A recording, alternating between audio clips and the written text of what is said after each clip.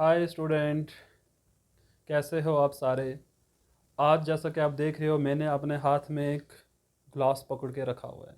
आप कुछ स्टूडेंट सोच रहे होंगे आज इस ग्लास का क्या काम हमारी क्लास में। तो यही तो आज हमारा लेक्चर है कि इस ग्लास का ही तो सारा काम है आज के लेक्चर में।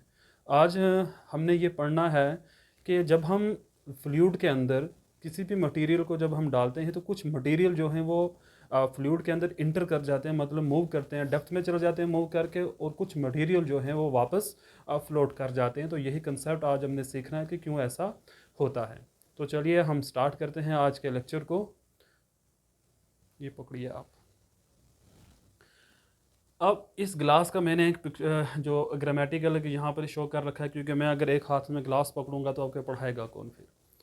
ये लिटिल सा जोक है, आप हंस सकते हो इस लिटिल से जोक के ऊपर। ओके, तो आज हम ये समझाना चाहते हैं आपको क्यों जब हम फ्लूइड के अंदर किसी मटेरियल को एंटर करते हैं तो कुछ मटेरियल जो है इसकी डेप्थ में बैठ जाते हैं जाके, और कुछ मटेरियल गिरने के बाद वापस इसके सरफेस पर आ जाते हैं। तो ये कंसेप्ट एक्चुअल में टर्मिनल वेलोसिटी से हमें मिलता है।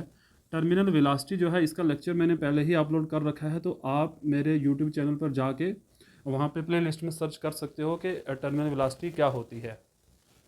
अभी मैंने एक फार्मूला लिखा है यहाँ पे v, ये टर्मिनल वेलोसिटी ही एक्चुअल में। तो किसी भी मटेरियल की जो टर्मिनल वेलोसिटी वो डिपेंड कर रही है रो माइनस सिग्मा के ऊपर।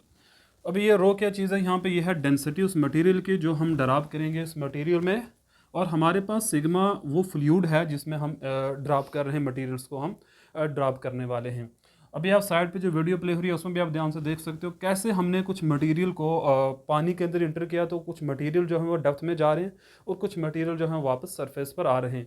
एक्चुअल में ये सारा चक्कर डेंसिटी का होता है, सारा खेल डेंसिटी का है। अभी ये डेंसिटी होती क्या है, तो डेंसिटी जो है ये होता है मास अपान वॉल्यूम। कोई मटेरियल कितना वॉल्यूम घेरे रखे हुए है, तो इन दोनों को जब हम डिवाइड करते हैं तो हमें डेंसिटी का कंसेप्ट मिल जाता है।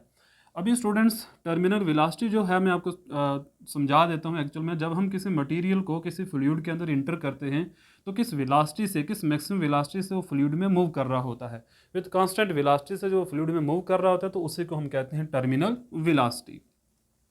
अब जब जो मटेरियल आप इंटर करने जा रहे हो, रो जो आप इंटर कर रहे हो, जब वो इस फ्लूइड से ग्रेटर देन होगा, फ्लूइड की डेंसिटी से ज़्यादा होगा, मतलब ये हो गया। इसके एग्जांपल तो बड़ी आसान से आप ये भी समझ सकते हो, जैसा कि आप साइड पे जो वीडियो प्ले हो रही है आप उसमें देख पा रहे हो। तो हमने एक छोटा सा स्मॉल सा एक बॉल लिया हुआ है जिसको स्टूडेंट्स अपनी ज़बान में कंचे भी कहते हैं, तो वो ले रखा है हमने। तो आप देख रहे हो कि वो जब हम प्ले उसमें फ्लूइड में जब इंटर कर रहे हैं तो वो डेप्थ में मूव करके जा रहा है। लेकिन दूसरी जगह जब हमने एक बादाम लिया, क्योंकि हम कश्मीरी हैं तो बादाम ज़्यादा खाते हैं, तो हमने एक बादाम लिया हुआ, तो वो बादाम अब देखो कि सरफेस पे जाते ही वापस आ गया। तो यहाँ पे दो कंसेप्ट चल रहे हैं। एक ये कि ये बाल जो है ये क्यों डेप्थ में बैठ गया, इसका रीज़न ये है कि जो इसकी डेंसिटी थी वो इस फ्लूइड की डेंसिटी से ज़्यादा है, इसलिए ये डेप्थ में मूव कर जाता है। और जो बादाम है इसकी जो डेंसिटी है वो इस फ्लूइड की डेंसिटी से क्या होती है, लेस देन होती है। तो इसलिए स्टूडेंट बादाम जो है वो सरफेस पर वापस आ जाते हैं, और हमारे पास ये जो बॉल था ये डेप्थ में बैठ के, इसका रीज़न यही है, डेंसिटी का कंसेप्ट है। जिन मटेरियल की डेंसिटी फ्लूइड से ज़्यादा थी वो डेप्थ में बैठ गए, और जिनकी डेंसिटी कम थी वो वापस कहाँ पर आ गए, सरफेस पर आ जाते हैं। यही रीज़न है कि हमारे पास जब भी कोई इंसान जो है जब वो पानी में डूबता है तो हमेशा डेप्थ में मूव करता है। इसका रीज़न ये होता है कि जो ह्यूमन बींग्स या जो भी चीज़ पानी में डूब रही होती है तो जो उसकी डेंसिटी होती है वो फ्लूइड से ज़्यादा होती है, इसलिए वो कहाँ जाते हैं, डेप्थ में चले जाते हैं। लेकिन जैसे ही उनकी डेथ होती है तो उनकी जो डेंसिटी होती है वो लेस देन हो जाती है, किससे, फ्लूइड की डेंसिटी से, तो इसलिए वो वापस कहाँ फ्लोट कर जाते हैं, सरफेस के ऊपर आ जाते हैं।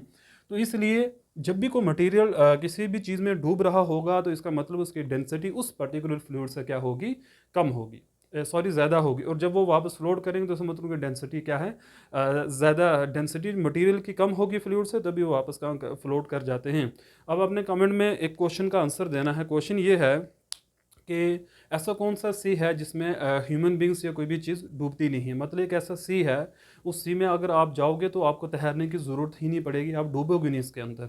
तो आपने कमेंट में उस जो सी है उसका आपने नाम बताना है।